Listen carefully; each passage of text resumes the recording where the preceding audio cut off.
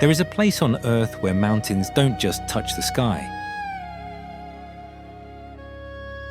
They pierce through clouds like ancient dragons awakening from stone.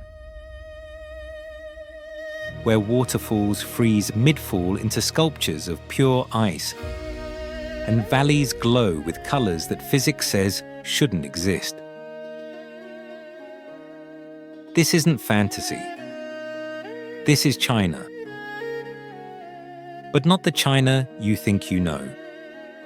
There's a version of China the world has never seen. Millions chase the Great Wall. But deep in the mist-wrapped mountains, a golden temple defies gravity on a cliff edge. While tour buses crowd the cities, hidden valleys cradle civilizations that time itself forgot to touch.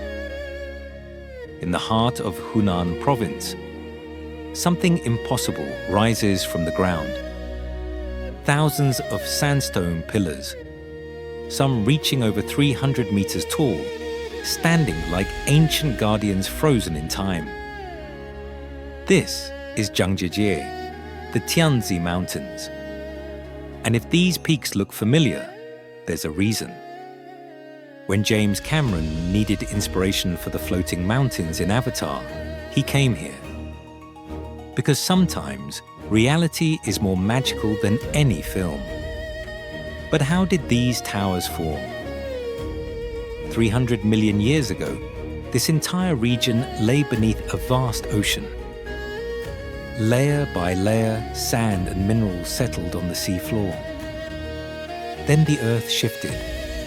Continents collided. And what was once underwater began its slow journey upward.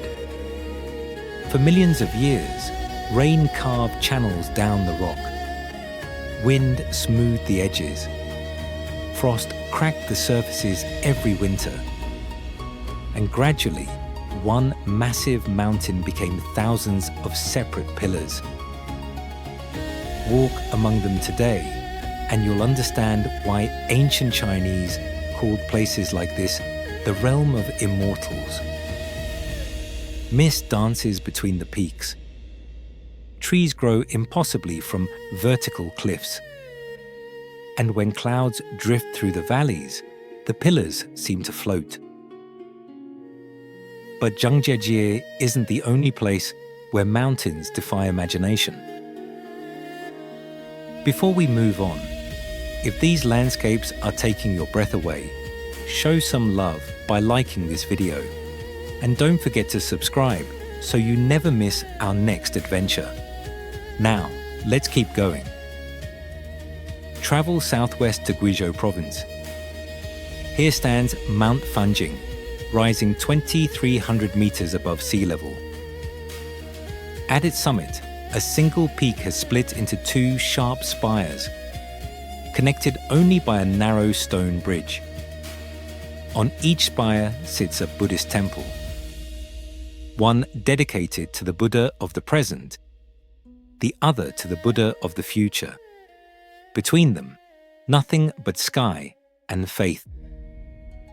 Pilgrims climb 8,888 steps to reach this sacred place. Why so many steps?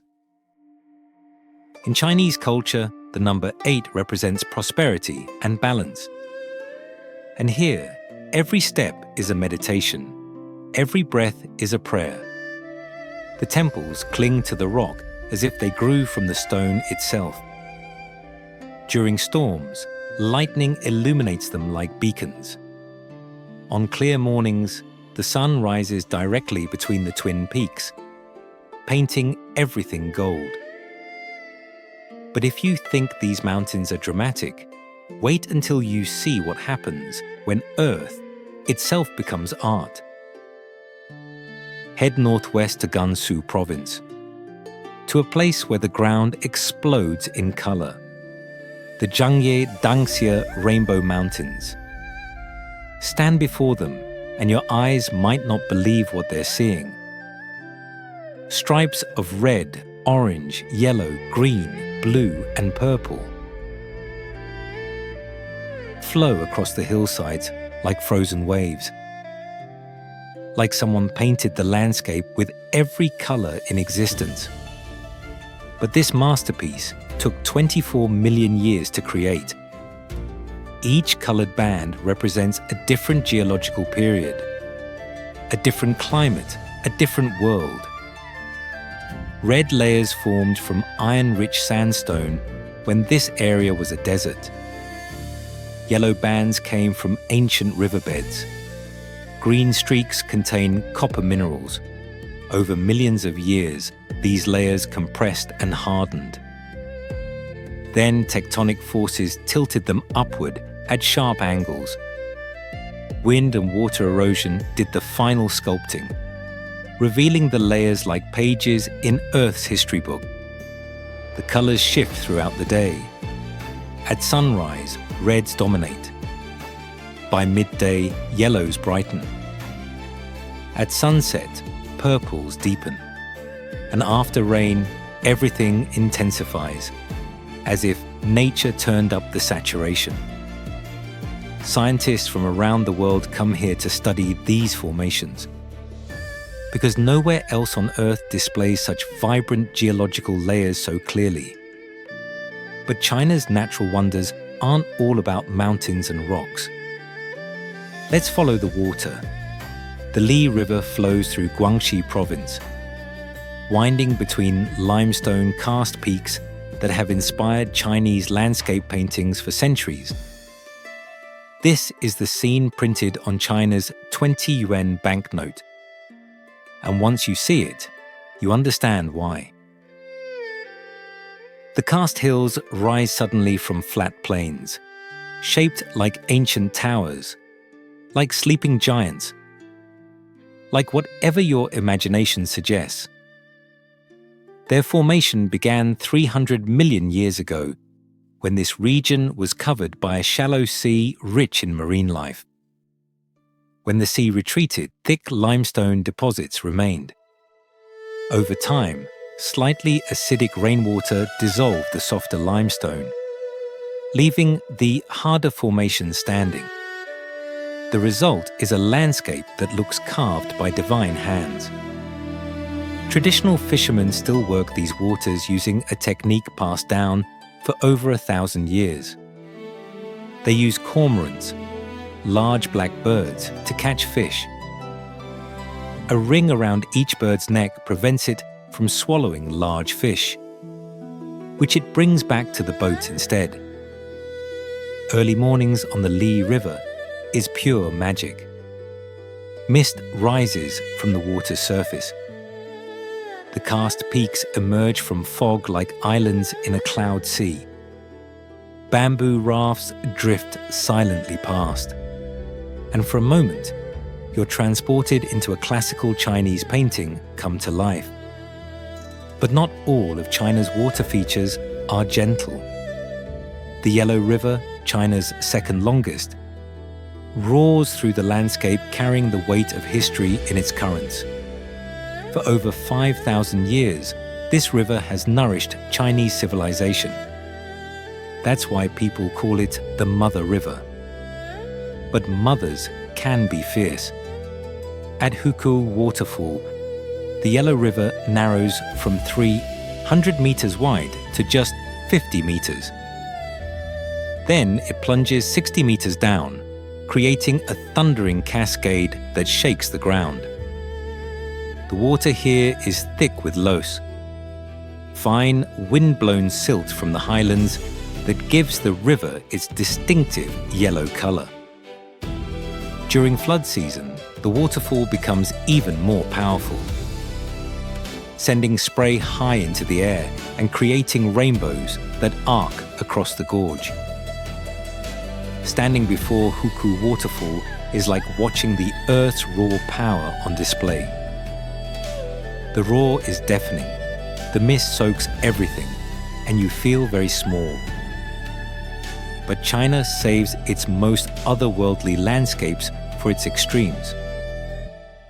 In the northwest lies the Taklamakan Desert. Its name in the local language means you go in, but you don't come out. It's China's largest desert, covering an area bigger than Germany. Golden sand dunes roll endlessly toward the horizon, some reaching heights of 200 meters. At the desert's edge, ancient Silk Road cities lie buried beneath the sand, their stories slowly being uncovered by archaeologists. Yet even in this harsh environment, life persists. The two-humped Bactrian camel still roams here, just as it did when traders crossed these sands carrying silk and spices. And in scattered oases, communities have survived for centuries by channeling underground water sources. Travel east from the Taklamakan and you'll reach another extreme. The Gobi Desert stretches across northern China and southern Mongolia, a cold desert where temperatures can swing from searing heat to below freezing in a single day. Here, in the middle of sand and stone, lies an impossibility: Crescent Lake. This perfect crescent of deep blue water has survived in the same spot for over 2,000 years, surrounded by massive sand dunes. According to local legend, the lake never dries up because it's blessed by the gods. The scientific explanation is almost as magical.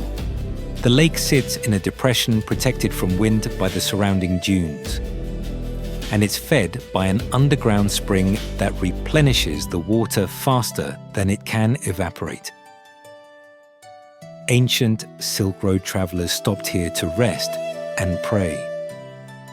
A small pagoda built beside the lake still stands, a testament to the faith of those who crossed these unforgiving lands. But perhaps the most extreme environment in all of China lies on the Tibetan Plateau, the roof of the world. Here, at altitudes above 4,000 meters, the air holds half the oxygen found at sea level. Glaciers that have existed for millennia are slowly retreating, and the landscape feels more like another planet than another province. The Qinghai Tibet region experiences some of the harshest conditions humans can survive. Temperatures drop to -40 degrees Celsius in winter. Winds howl across empty plateaus with nothing to slow them. And the sun's rays, unfiltered by atmosphere, can burn skin in minutes. Yet life thrives here. Tibetan antelopes migrate across these highlands, giving birth in the most remote valleys. Snow, leopards hunt among the peaks, ghosts in the mountains, and yaks, with their thick coats and adapted blood, carry loads that would crush animals from lower elevations. The Tibetan people have lived here for thousands of years, developing unique ways to survive and even flourish. Their traditional houses have thick walls and small windows to keep warmth in. Their diet includes butter tea, which provides both hydration and calories. And their spiritual practices help them find meaning in the harsh beauty surrounding them. This is nature at its most raw, most unforgiving, most magnificent. And we've only just begun to explore. Now let's step back in time. Because China's human story is just as dramatic as its natural one. Picture this. You're standing at the edge of northern China, looking at a structure so massive it can be seen from space. A dragon of stone and brick that winds across mountains and deserts for over 20,000 kilometers. The Great Wall of China. Most people think it's a single wall built all at once. But the truth is more complex and more fascinating.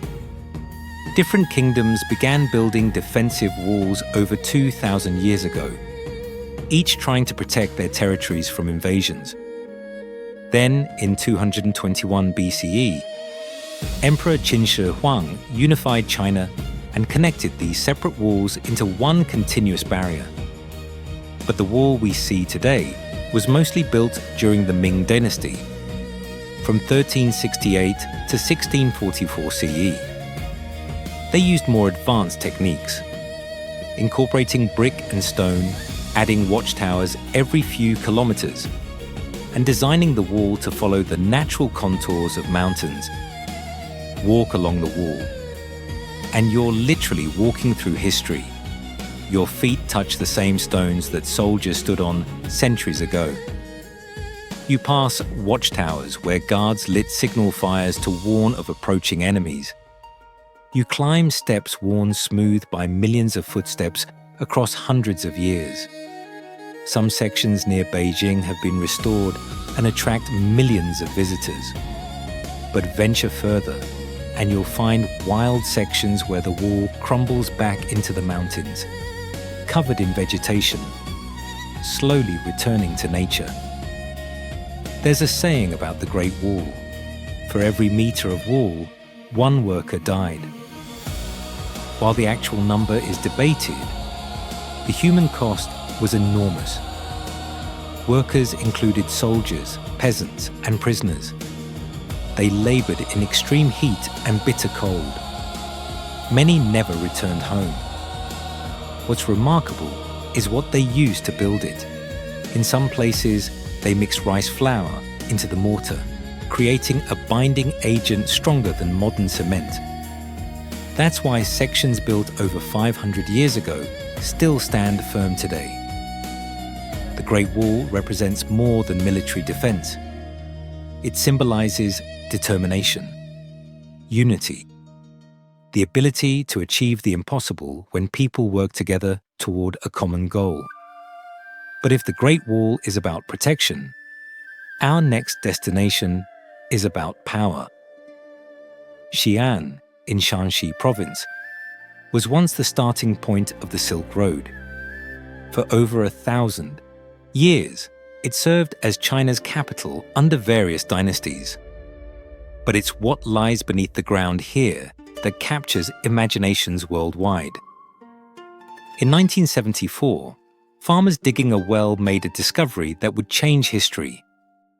They found fragments of pottery, then more pieces, then a clay head, then a body.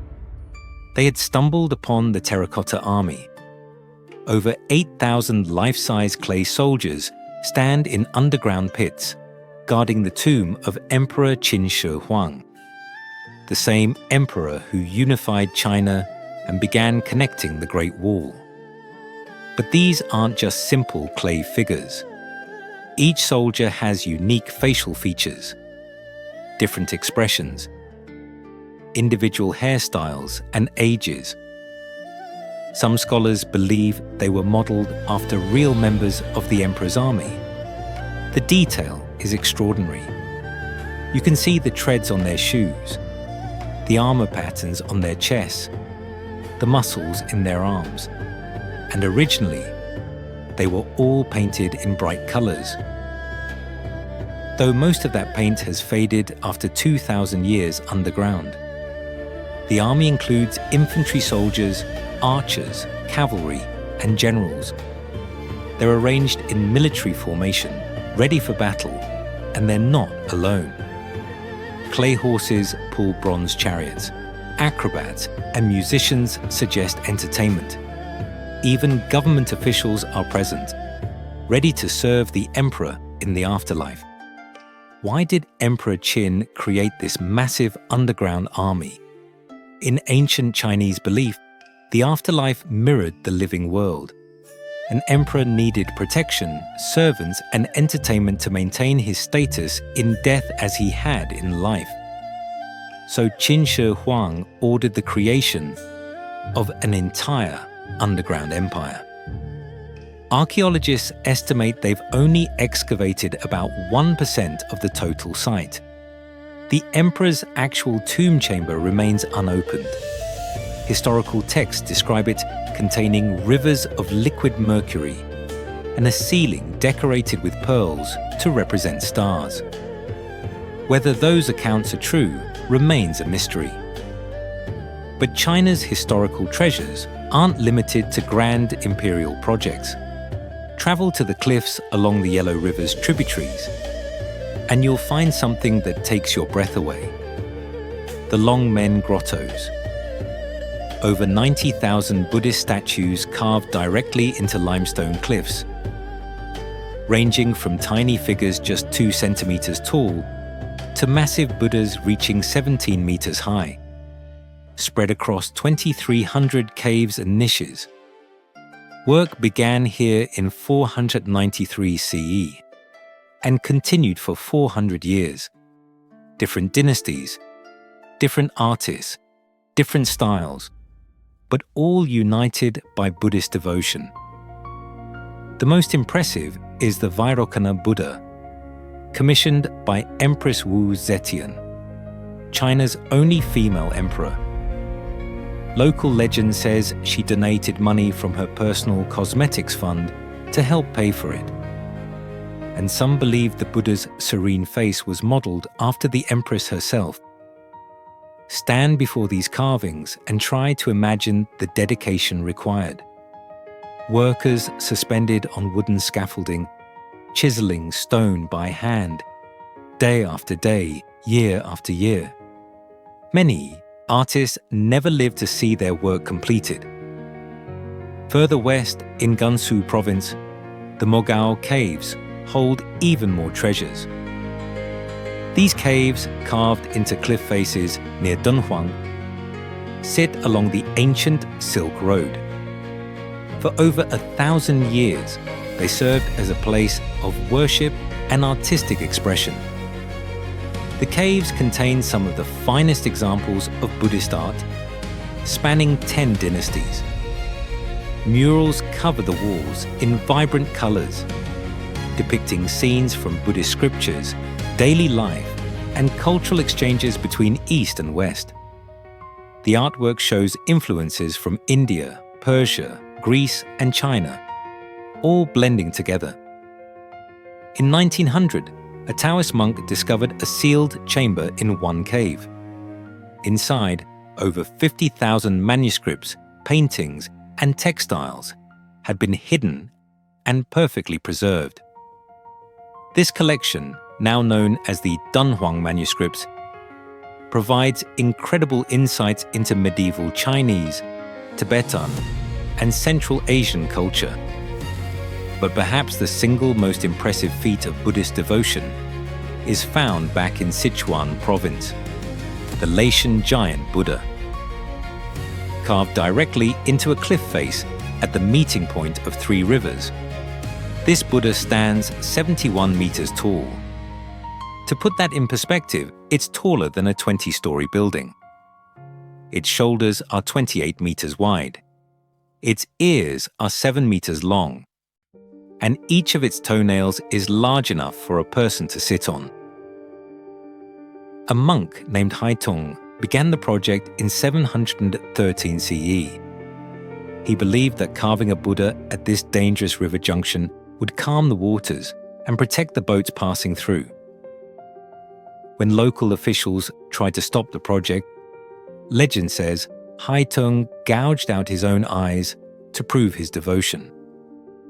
The Buddha took 90 years to complete, outlasting Haitung by decades.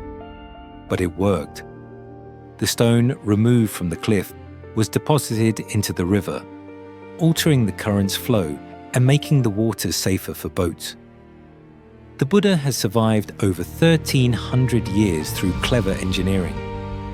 A hidden drainage system prevents water from eroding the statue. The Buddha's hair consists of over 1,000 spiral buns, each acting as a water channel, and the statue's body is angled slightly to shed rainwater. Seeing the Laishan Giant Buddha in person is humbling. You can take a boat ride to view it from the river, as travelers have done for centuries. Or you can climb stairs down the cliff beside it, passing by its massive hands and feet, feeling incredibly small. But China's architectural wonders aren't all ancient. In Fujian province, the Hakka people built defensive structures unlike anything else in the world. The Tulou. These massive circular or square buildings, made from rammed earth, rice, sand, and lime, can house entire clans of up to 800 people. Some are 5 stories tall, with only one main gate and no windows on the lower levels. From above, they look like giant donuts or UFOs, dropped into the landscape. From the ground, they feel like fortresses. Why build this way? The Hakka people migrated from northern China over 1,000 years ago, facing hostility in their new territories. They needed protection from bandits, wild animals, and unfriendly neighbors. So they created these communal fortresses where everyone shared equally. Inside a Tulou, life revolves around a central courtyard. Each family gets a vertical slice of the building, equal in size from ground to roof. The lower floors store food and supplies. Middle floors provide living space. Upper floors hold bedrooms. And the rooftop serves as a communal area. The walls, over 1 meter thick at the base, can withstand attacks and earthquakes. The rammed earth construction regulates temperature naturally, staying cool in summer and warm in winter. And the communal design ensures no family is richer or more important than others. Everyone is equal. These buildings represent Confucian ideals of harmony, cooperation, and family loyalty made physical. And they still function today, with many Tulou continuously inhabited for centuries. Walk through China, and you walk through living history. Every stone tells a story. Every carving holds a prayer. Every structure represents dreams and determination passed down through generations. And we're only halfway through our journey. From ancient wonders, we now leap into the present. Because China's cities pulse with an energy that few places on Earth can match. Let's start with Shanghai. 26 million people call this metropolis home. That's more than the entire population of Australia, all living in one city. Shanghai sits where the Yangtze River meets the East China Sea. For centuries, it was just a fishing village.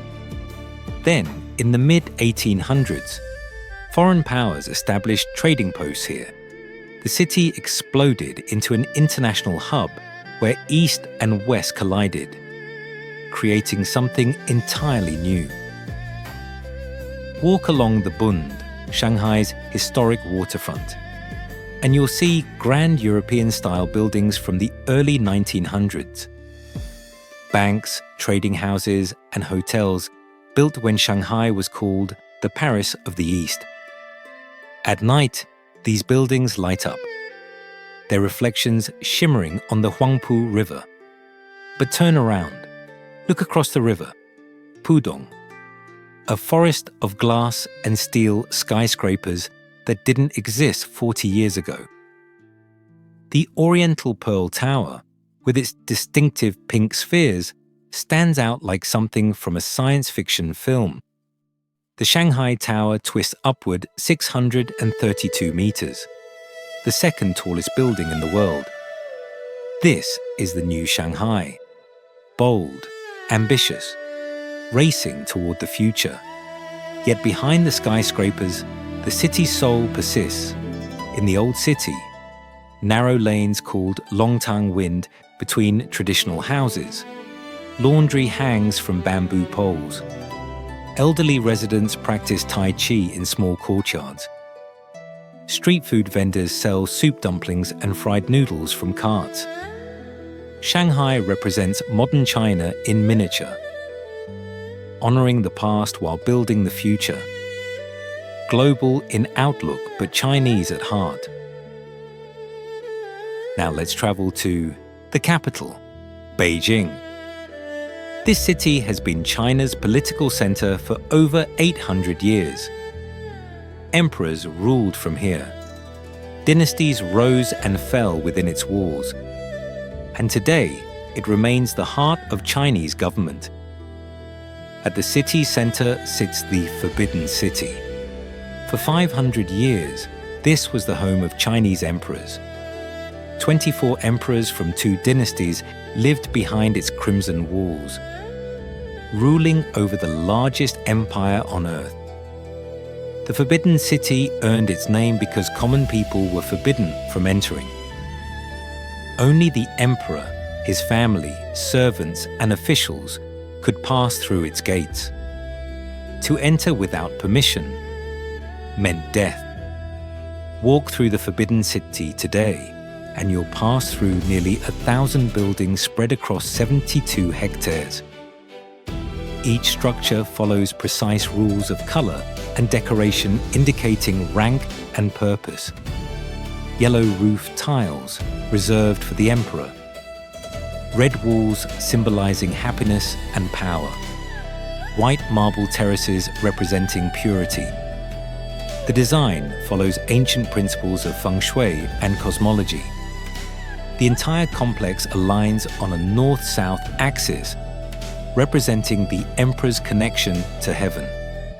And the number of buildings, 980, relates to the 9,980 rooms supposedly in heaven. Just outside the Forbidden City lies Tiananmen Square, one of the largest public squares in the world. It can hold over 1 million people. Throughout history, this space has witnessed celebrations, protests, and moments that shaped the nation. But Beijing isn't frozen in time. Modern districts showcase contemporary architecture. The Olympic Park, built for the 2008 Summer Games, features the Bird's Nest Stadium and the Water Cube, structures that push engineering boundaries. And throughout the city, traditional hutongs, narrow alleyways lined with courtyard homes, still exist. Though many have been demolished for development, efforts to preserve these historic neighborhoods have increased. Because Beijingers understand that a city's character comes from balancing old and new. Now let's visit a city that defies categorization. Hong Kong. This special administrative region sits on China's southern coast, a place where British colonial history meets Chinese culture, where capitalism thrives under a socialist country's banner, where 7 million people squeeze onto islands and peninsulas, creating one of the most densely populated places on Earth. Victoria Harbour divides Hong Kong Island from the Kowloon Peninsula. The skyline on both sides is legendary. Skyscrapers pack so tightly together, they form a continuous wall of glass and light. At night, the cityscape transforms into a neon symphony, colors reflecting off the harbour waters. Take the Star Ferry across the harbour, and you experience Hong Kong like locals have for over a century. The ride costs less than $1, but offers million-dollar views. Or ride the tram up Victoria Peak, the highest point on Hong Kong Island. From the top, the entire city spreads below you. Buildings cascade down the mountainside toward the water. Ships cross the harbour. And on clear days, you can see all the way to mainland China. But Hong Kong is more than skyscrapers. 70% of the territory is actually parkland and undeveloped hills. Hidden beaches, hiking trails, and fishing villages offer escapes from urban intensity. And traditional temples with burning incense still draw worshippers seeking blessings and peace. Finally, let's visit China's miracle city, Shenzhen. In 1979, this was a fishing town of 30,000 people. Rice paddies stretched where office towers now stand. Fishermen mended nets where programmers now write code. Then Deng Xiaoping designated it as China's first special economic zone, opening it to foreign investment and market economics. What happened next shocked the world. Shenzhen exploded. Companies flooded in. Migrants arrived from across China seeking opportunities. Factories appeared overnight. Then tech companies. Then research centers.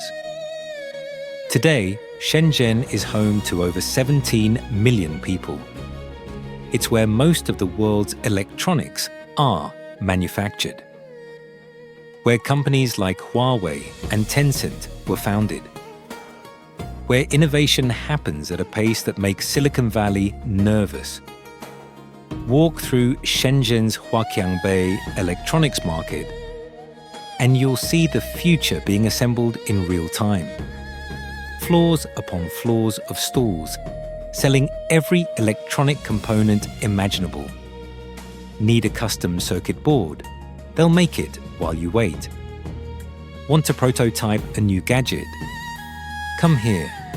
Yet even in this hypermodern city, elements of tradition persist. Buddhist and Taoist temples hide between shopping malls. Parks offer spaces for Tai Chi and meditation. And food markets still sell fresh produce and live seafood despite the skyscrapers overhead. These cities show different faces of modern China. Shanghai's blend of East and West. Beijing's balance of ancient and contemporary. Hong Kong's unique identity. Shenzhen's breathtaking transformation. Each tells part of a larger story about a nation in constant motion. Now let's journey beyond the cities into the mountains and valleys, where China's incredible diversity truly reveals itself. Most people think of China as one unified culture, but the reality is far richer. China officially recognizes 56 ethnic groups. The Han Chinese make up about 91% of the population. But those remaining 9%, over 120 million people, represent distinct cultures, languages, and traditions. In the mountains of Guizhou province, the Miao people maintain traditions dating back thousands of years. During festivals, Miao women wear intricate silver headdresses that can weigh several kilograms. Their clothing features elaborate embroidery passed down through generations, with patterns that tell family stories and ethnic history. The Miao are famous for their singing and dancing. Their folk songs don't just entertain, they preserve history. Before written language was common, songs passed down knowledge about farming, medicine, and ancestors. Today, these traditions continue, with young people learning the old songs and dances. Further west in Yunnan province, dozens of ethnic minorities live side by side. The Bai, Naxi, Dai, Yi, and many others each maintain unique languages and customs. The Naxi people use Dongba script, one of the world's last living hieroglyphic writing systems. The Dai celebrate their new year with a water festival, where everyone throws water on everyone else, washing away the old year and welcoming the new. Travel to the high plateaus of Tibet and Shanghai, and you enter a world shaped by Tibetan Buddhism. Prayer flags flutter from every high point, carrying blessings on the wind. Monasteries house monks who spend years studying ancient texts, and the landscape itself is considered sacred. Tibetan culture revolves around Buddhism in ways that permeate every aspect of life. Pilgrims walk clockwise around sacred sites, spinning prayer wheels with each step. families send at least one child to become a monk or nun.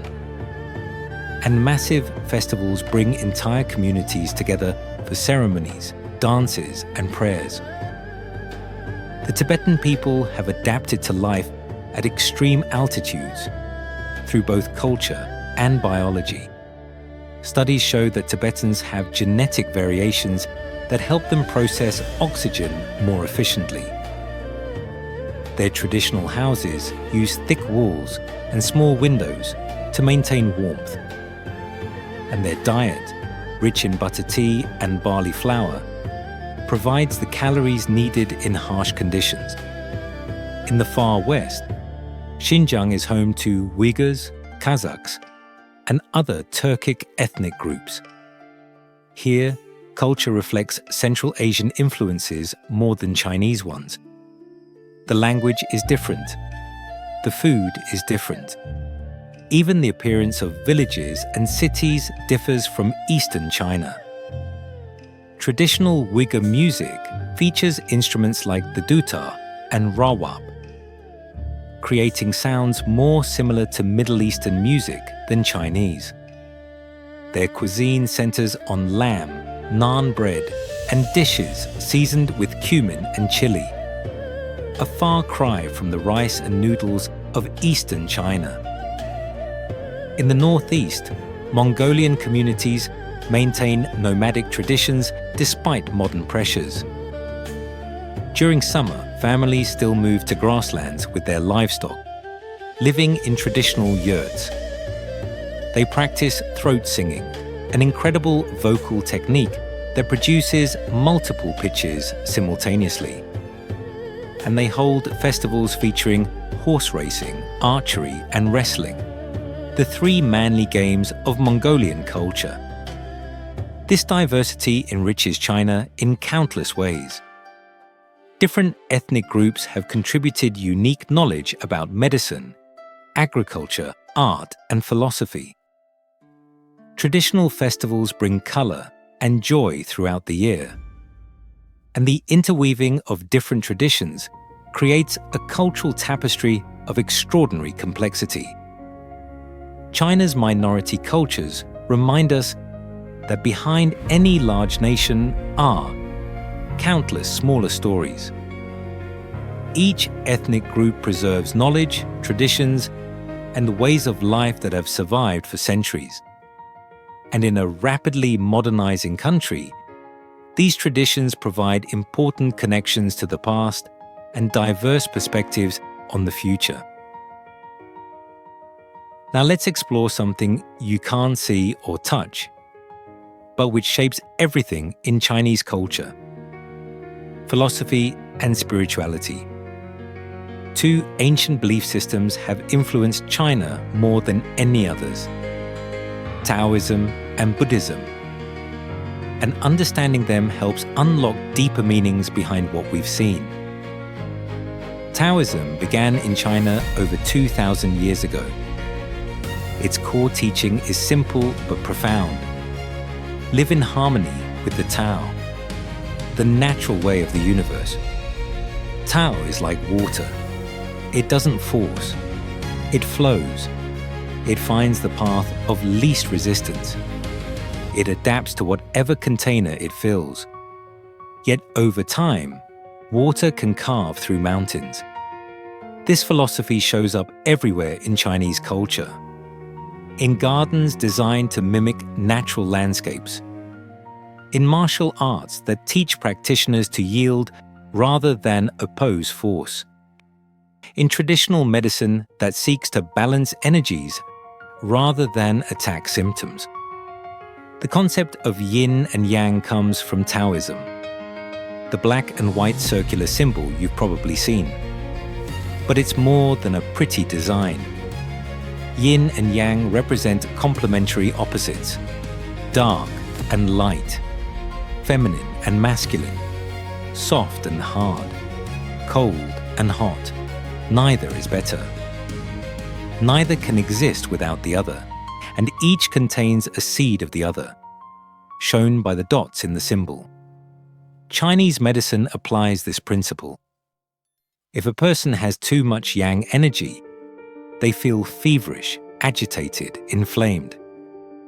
Treatment involves cooling yin foods and herbs to restore balance. Too much yin causes lethargy, cold, sluggishness. Treatment warms with yang elements. Acupuncture, which originated in China thousands of years ago, works by rebalancing the flow of qi, vital energy, through the body's meridians. Whether you view this as metaphor or literal truth, acupuncture has proven effective for pain relief, stress reduction, and various conditions. Today, it's practiced worldwide. Buddhism arrived in China from India around the 1st century CE. It brought new ideas about suffering, enlightenment, and the cycle of rebirth. But as Buddhism spread through China, it adapted, blending with existing Taoist and Confucian ideas to create something unique. This is why Chinese Buddhist temples feel different from those in Thailand or Japan. Chinese Buddhism incorporated ancestor worship, a Confucian practice. It accepted Taoist concepts of harmony with nature, and it developed its own schools like Chan Buddhism, which evolved into Zen when it reached Japan. Sacred mountains became centers of Buddhist pilgrimage. We've mentioned several: Mount Emei in Sichuan, Mount Fanjing in Guizhou, the mountains where temples cling impossibly to cliffs. Why mountains? Because mountains bridge earth and heaven. They rise above the ordinary world. Climbing them is both a physical and spiritual journey, each step leaving behind worldly concerns. Pilgrims climb these mountains not just to worship at the temples, but because the climb itself is the practice, the struggle, the persistence, the moment of reaching the summit and looking out over clouds and peaks. That moment of transcendence is what they seek. Confucianism, though more philosophy than religion, also shapes Chinese thought. It emphasizes social harmony through proper relationships and moral cultivation, respect for elders, loyalty to family, education, and self-improvement. These values permeate Chinese society even today. Together, these philosophies create a worldview that values balance, harmony, persistence, and respect for tradition, while remaining flexible and practical. When you understand this philosophical foundation, everything else makes more sense. Why Chinese gardens arrange rocks, water, and plants so carefully. Why family connections remain central to identity. Why many Chinese people see no contradiction in practicing elements of Buddhism, Taoism, and Confucianism simultaneously. They're not competing religions, but complementary perspectives on how to live well. This spiritual flexibility, this acceptance of multiple truths, this focus on balance rather than absolutes, these are gifts Chinese philosophy offers the world. China is massive. To truly appreciate its diversity, let's zoom into specific regions, each with its own distinct character. Start in Yunnan province in the southwest. Yunnan means south of the clouds, and the name fits. This province borders Vietnam, Laos, and Myanmar, and that geographic position has made it one of China's most diverse regions. Over 25 ethnic minorities live here, each maintaining distinct languages, clothing, and traditions. The province's capital, Kunming, is called the City of Eternal Spring because of its perfect year-round climate. Yunnan's landscapes range from tropical rainforests in the south, where wild elephants still roam, to snow-capped mountains in the northwest, where glaciers feed mighty rivers. The stone forest near Kunming presents a geological wonder. Limestone pillars rise from the ground like petrified trees, creating a maze of rock formations shaped by water erosion over millions of years. Further north, the ancient town of Lijiang sits at the base of Jade Dragon Snow Mountain. Traditional Naxi architecture fills the old town, with canals running through streets, wooden houses with carved facades, and bridges crossing the water every few blocks. And Yunnan produces some of China's finest tea. The tea plant likely originated here. Ancient tea trees, some over 1,000 years old, still grow in the mountains. Tea cultivation and ceremony remain central to local culture. Now fly northeast to Sichuan province. Sichuan is synonymous with spicy food. The famous Sichuan peppercorn creates a unique numbing sensation on the tongue. Different from chili heat, Sichuan cuisine combines this with intense chili spice, creating dishes that are simultaneously numbing, spicy, savory, and addictive. But Sichuan offers more than food. Zhangjiajie Valley, a UNESCO World Heritage Site, presents some of the most stunning water scenery on Earth. Crystal clear lakes in shades of turquoise, blue, and green form cascading pools connected by waterfalls. The water is so clear you can see the fallen logs and rocks on the bottom. The colors come from minerals, algae, and the lake depths, creating a constantly changing palette. In autumn, when surrounding forests turn gold and red, the reflection on the water creates scenes that don't look real. And of course, Sichuan is home to giant pandas. These black and white bears, China's national treasure, live only in the mountain bamboo forests of central China, primarily in Sichuan. Chengdu's research center works to protect and breed these endangered animals, helping ensure their survival. Travel northwest to Xinjiang, China's largest province. Xinjiang covers 1/6 of China's land area, but holds less than 2% of its population. It's a land of extremes. The Taklamakan Desert, one of the world's largest sandy deserts, dominates the south. The Tian Shan mountain range cuts through the middle. And to the north lie grasslands and steppes. The heavenly lake, nestled high in the Tian Shan mountains, reflects snow-capped peaks in its pristine waters.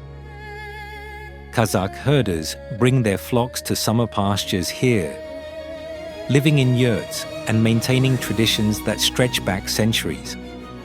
Finally, venture to Tibet and Shanghai, on the plateau known as the roof of the world.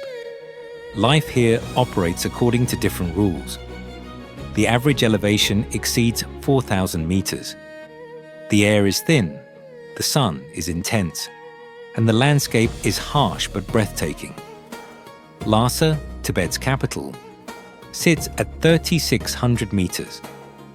The Potala Palace dominates the city skyline, a massive fortress palace that served as the winter residence of Dalai Lamas.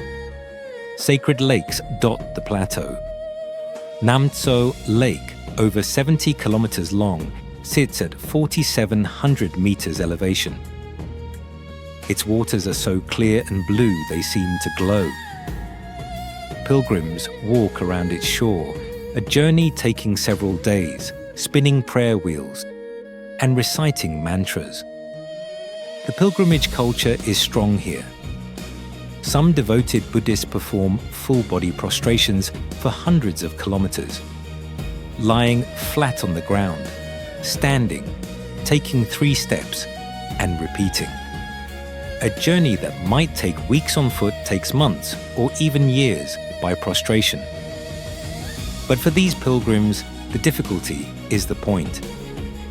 Devotion measured in effort and time. Each region shows a different face of China. Each holds distinct landscapes, cultures, and stories. Together, they create a country more diverse than many people realize. As we near the end of our journey, let's address the tension at the heart of modern China.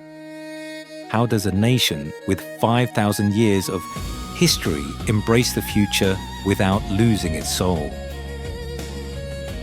This question plays out every day in countless ways. In the villages, where elderly residents practice traditional crafts, while their grandchildren study computer programming.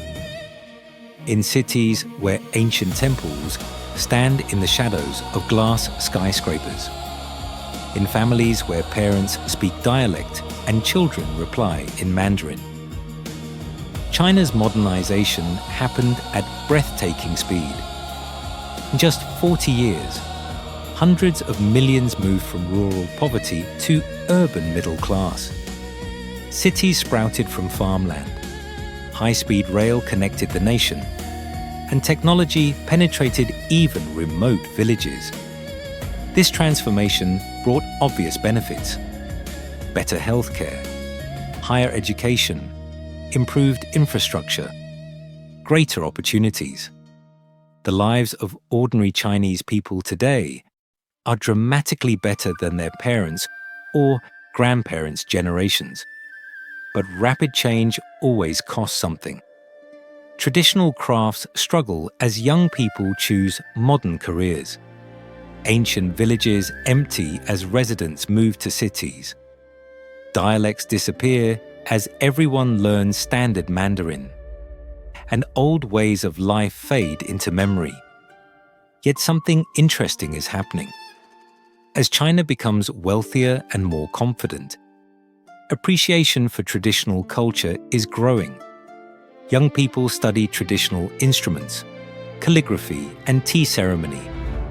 Ancient architectural styles influence new buildings, and cultural heritage protection has become a national priority. The government has designated historic districts in cities, preventing their demolition. Traditional festivals receive official support. And intangible cultural heritage, like minority languages, traditional crafts, and folk arts, receives funding and documentation. Private citizens are also taking action. Some urban residents buy and restore old courtyard homes. Others learn traditional crafts from aging masters. An interest in traditional Chinese medicine, philosophy, and arts is increasing, not decreasing. This creates a fascinating dynamic. China isn't choosing between tradition and modernity. It's trying to hold both simultaneously. To be cutting edge in technology while honoring ancient wisdom. To build futuristic cities while preserving historic neighborhoods. To race toward tomorrow while remembering yesterday. It doesn't always work perfectly. Sometimes development destroys what can't be replaced. Sometimes tradition stifles necessary change. The balance is difficult and constantly shifting. But perhaps that's appropriate for a culture that values the concept of yin and yang, the old and new, the traditional and modern, opposite forces that complement and complete each other. Walking through China today means navigating these contrasts constantly. You can ride a magnetic levitation train traveling 300 kilometers per hour, then step off into a neighborhood where people practice Tai Chi in the park and buy vegetables from street vendors whose families have sold there for generations. You can use your smartphone to pay for dumplings made using a recipe passed down for centuries. You can visit a Buddhist temple filled with centuries-old statues, while monks use tablets to study texts. This is modern China, not choosing one or the other, attempting something more difficult and more interesting, creating a future that honors the past, building something new that remembers where it came from. Whether this balance can hold, only time will tell, but the attempt itself is remarkable, and watching it unfold is one of the most fascinating aspects of exploring China today. China rewards curiosity. The more you explore, the more you discover. The more you learn, the more you realize how much you don't know. It's a country that never stops surprising you. If this journey inspired you, good. If it raised questions, even better. Because the best trips don't end with answers. They end with the desire to explore more deeply, to look more carefully, to understand more fully. China is waiting, with mountains that touch heaven and rivers that carve through time, with cities that never sleep and the villages that never change, with traditions measured in millennia and innovations measured in months. It's a land where dragons were once believed to live. And standing before some of these landscapes, watching the mist curl around ancient peaks, you almost understand why. Maybe dragons are just what we call the mysteries we couldn't explain, the forces of nature we couldn't control, the beauty that left us speechless. By that definition, China still has dragons, and they're magnificent. Thank you for joining us on this incredible journey through China. If these landscapes and stories moved you, we'd love to hear which place amazed you most. Drop a comment below and share your thoughts. And if you enjoyed this exploration, please hit that like button and subscribe to our channel. Until next time, keep exploring, keep wondering, and never stop discovering the beauty our world has to offer. The world is vast, and China has shown us that vast means beautiful.